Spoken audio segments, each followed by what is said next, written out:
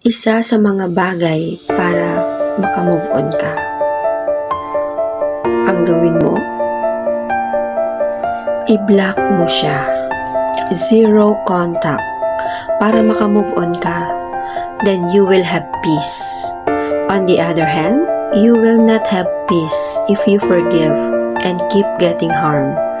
Okay lang na hindi mo siya mapatawad, lalo na kung hindi ka genuinely ready na patawarin siya. Pwede kang mag-move on nang hindi siya pinapatawad. Tapos every time na nakikita mo siya, nakikita mo yung mga post niya or anything about sa kanya, ramdam na ramdam mo pa rin yung sakit na ginawa niya. Hindi yun peace of mind.